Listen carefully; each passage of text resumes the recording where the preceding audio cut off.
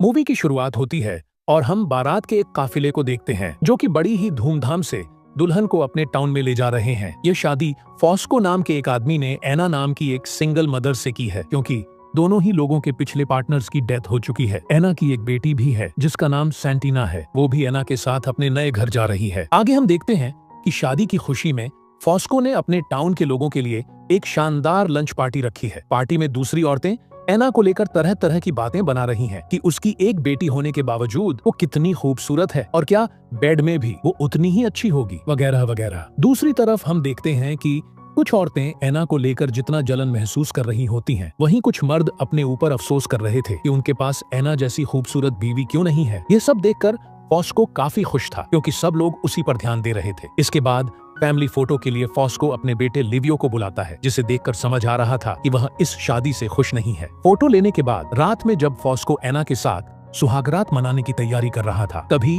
फॉस्को का एक दोस्त उसके घर के बाहर से उसे आवाज लगाता है। वह उसे कुछ ऐसा कहता है कि फॉस्को को एना को छोड़कर वहां से जाना पड़ता है। कुछ देर बाद हमें पता चलता है कि फॉस्को असल में कुछ दोस्तों के साथ एक गैर कानूनी काम करता है, जिसमें वे सब मिलकर इटली के पुराने जमाने की कब्रों को खोदते हैं। उन कब्रों से एंटीक्स निकालकर बड़े दामों पर मार्केट में बेच देते हैं। लेकिन आज इन सब की किस्मत खराब थी, क्योंकि जब वे खुदाई कर रहे होते हैं तब वहां से गश्त लगा रही पुलिस की एक टीम इन सब की सुताई करने पहुंच जाती है। तब इन सबको अपना पिछवाड़ा बचाकर वहां से भागना पड़ता है। इस घटना के बाद फॉस्को पूरी रात घर नहीं जा पाता, लेकिन जब वह सुबह सवेरे अपने घर पहुंचता है तब वह सुहागरात मनाए बिना नहीं रह पाता और शुरू हो जाता है। यहाँ फॉस्को की इस हरकत से हमें एक बात पता चलती है कि एना जितनी शांत और सिंपल औरत है, फॉस्को उतना ही जाहिल किस्म का आदमी है, जिसे दूसरों के इमोशंस की कोई परवाह नहीं है। फिर अगले दिन हम लिवियो को देखते हैं, जो कि बीच के किनारे अपने दोस्तों के साथ नहाने जाता है। जब वह नहा रहा होता है तब पीछे से स्टेला नाम की एक लड़की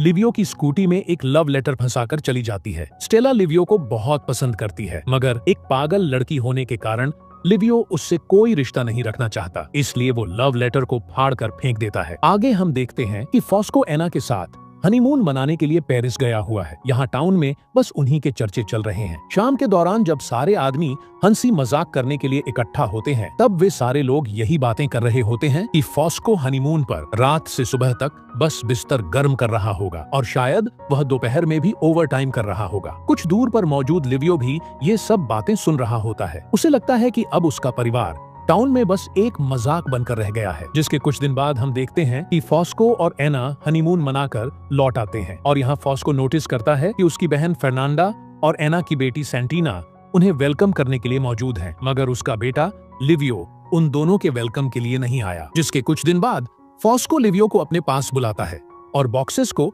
ट्रक में लोड करने के लिए कहता है। काम पूरा होते ही वह तुरंत लिवियो को बॉक्सेस को दोबारा लोड करने के लिए कहता है। यह सुनकर लिवियो गुस्से में इसकी वजह पूछता है, तो फॉस्को कहता है कि तुम्हें बड़े बॉक्सेस को पहले रखना था। यह सुन के लिवियो कहता है कि तुम यह बात मुझे पहले भी बता सकते थे। फॉस्को कहता है कि मैं तुम्हें अब बता रहा हूँ और फटाफट काम पे लग जाओ। फॉस्को उनके सभी पड़ोसियों के सामने लिवियो की बेइज्जती करता है, जहां एना भी मौजूद थी, जिससे लिवियो को शर्मिंदगी महसूस होती है। जिसके बाद रात में जब एना और फॉस्को उनके रूम में थे, तो एना फॉस्को से कहती है कि तुम्हें लिवियो को इतना नहीं डांटना चाहिए, क्योंकि वह अब बड़ा हो चुका है और तुम्हारी बातों को वह दिल पर ले लेता है। फॉस्को कहता है कि ऐसा नहीं है, उसे मेरी डांट की आदत है और वह जल्दी ही सब भूल जाएगा। इसके बाद फॉस्को उसके साथ इंटीमेट होने लगता है, क्योंकि कल वह कुछ दिनों के लिए दूसरे शहर में उन बक्सों की डिलीवरी करने जाने वाला है, जहां अगली सुबह वह चला जाता है। और दूसरे सीन में हम देखते हैं कि लिवियो अपनी छोटी बहन को एक कहानी सुना रहा था और तभी एना वहां आ जाती है और सैंटिना को उसके कमरे में जाने को कहती है, लेकिन वह मना कर देती है और कहती है कि उसे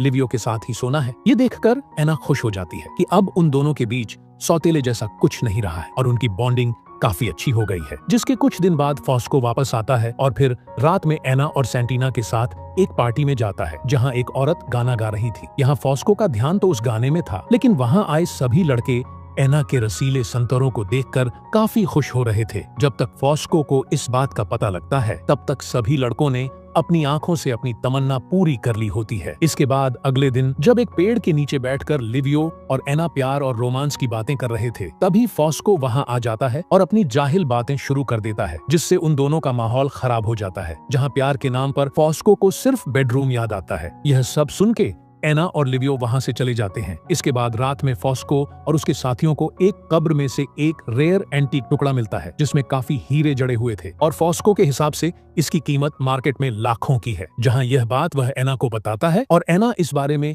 फॉस्को की बहन को बताती है और धीरे धीरे यह बात पूरे गांव को पता चल जाती है। जिसके बाद फॉस्को गुस्से में एना से पूछता है इतनी खास बात लीक कैसे हुई। तब लिवियो एना को बचाते हुए फॉस्को से कहता है इसमें बड़ी बात क्या है, टाउन के सभी लोगों को पहले से ही पता है कि आप कब्र खोदने वाला काम करते हो। और तब इस बात पर दोनों के बीच कहासुनी हो जाती है। लिवियो खाने के टेबल को छोड़कर वहां से चला जाता है। फिर यहाँ सीन कट होता है और रात में हम देखते हैं कि एना प्यार से फॉस्को के पास एक बियर की बोतल लेकर जाती है। उसे कहती है इस बार लिवियो को अपने साथ डिलीवरी पर ले जाओ और एक बाप बनकर प्यार से उसे दुनियादारी सिखाओ। अब यहाँ फॉस्को एना की बात से एग्री तो करता है, मगर इस बार वह बेहद ही एंटीक चीज को स्मगल करने वाला है और इसमें पकड़े जाने का काफी खतरा है, इसलिए वह लिवियो को साथ ले जाने का खतरा मोल नहीं ले सकता। फिर अगली सुबह हम देखते हैं कि लिवियो अपने मस्तिखोर दोस्तों के साथ बीच पर नहा रहा होता है और स्टेला चुपके से उन्हें देख रही होती है, मगर तभी एक लड़के की नजर स्टेला पर पड़ जाती है और तभी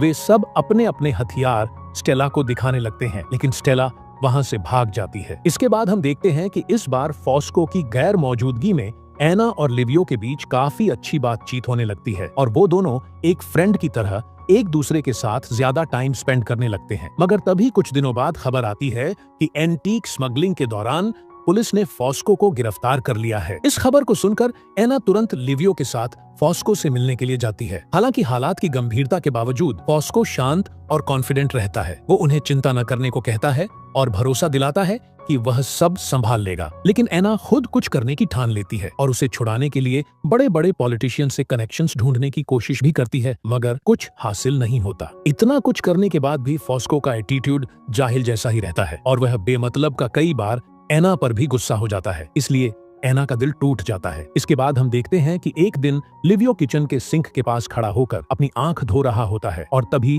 एना वहां आती है और पूछती है क्या हुआ आंख को। लिवियो बताता है कि उसकी आंख में कुछ चला गया है। तब एना लिवियो के पास जाकर उसकी आंख से कचरा निकालने लगती है। इस आंख की सफाई के दौरान एना लिवियो के इतना करीब आ जाती है कि लिवियो के मन में लड्डू फूटने लगते हैं और वह एना को किस कर लेता है। अब क्योंकि एना भी कई दिनों से प्यार के लिए तरस रही होती है, इसलिए वह भी लिवियो को किस करना शुरू कर देती है। मगर कुछ सेकंड्स के बाद एना को यह एहसास हो जाता है कि यह गलत है। फिर वह अपने आप को काबू करते हुए वहां से चली जाती है और उसे लगता है कि सब खत्म हो गया, लेकिन किस्मत की कुछ और ही प्लान्स थी। अब लिवियो को एना की खूबसूरती का स्वाद लग चुका है, इसलिए वह एना के आगे पीछे मंडराना शुरू कर देता है ताकि वह उसके साथ एक और मौका बना सके। मगर अब एना समझ चुकी है कि यह सब गलत है क्योंकि लिवियो उसका सौतेला बेटा है। फिर आगे हम देखते हैं कि जब लिवियो एना को जोर लगाकर मनाने की कोशिश करता है तो एना उसे फॉस्को को इस बारे में बताने की धमकी भी देती है, मगर लिवियो पर इसका कोई असर नहीं होता और वह बार बार कोशिश करता रहता है। अब कुछ दिन तक कोशिश करने के बाद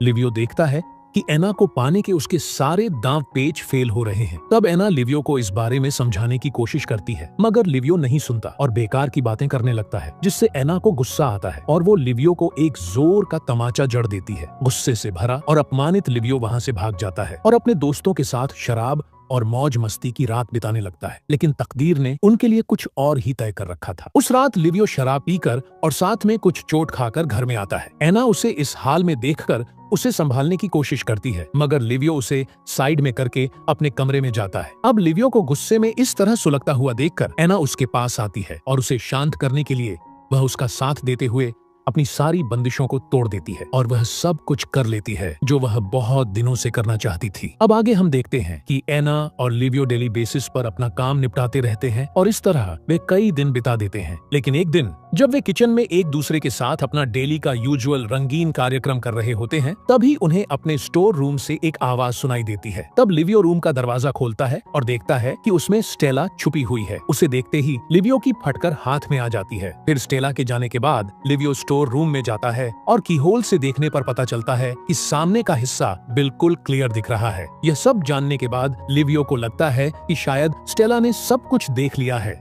और वो यह सब बात एना को बताता है। लिवियो साथ में यह भी कहता है कि स्टेला एक पागल लड़की है, अगर वो किसी को हमारे रिलेशन के बारे में बताएगी भी तो कोई भी उस पर यकीन नहीं करेगा। मगर कुछ दिन बाद उनकी यह गलत फहमी दूर हो जाती है, क्योंकि खबर मिलती है कि फॉस्को जेल से छूटकर घर आने वाला है। एना जानती है कि स्टेला की बात पर शायद कोई यकीन करे या न करे, लेकिन अगर स्टेला ने फॉस्को को यह बात बता दी तो वह जरूर इसकी बात पर यकीन करेगा। अब यह सब जानने के बाद एना बहुत घबराती है और मदद के लिए वह फर्नांडा को बुलाती है। अब जब स्टेला और अफेयर वाली सारी बात फर्नांडा को मालूम पड़ती है तब वह एना पर बहुत गुस्सा करती है और साथ ही वह एना को यह भी समझाती है कि किसी भी तरह फॉस्को को यह सब बात पता नहीं चलनी चाहिए। अब आगे हम देखते हैं कि जिस दिन फॉस्को जेल से छूटकर घर आता है उस दिन मोहल्ले में एक वेलकम पार्टी रखी जाती है, जहाँ सारे लोग काफी खुश होते हैं। लेकिन एना, लिवियो और फर्नांडा की फटी पड़ी होती है, क्योंकि वे डरे हुए होते हैं। लेकिन फॉस्को पीकर पूरा टल था और उसका ध्यान किसी पर नहीं जाता। अब ढेर सारी शराब पीने के बाद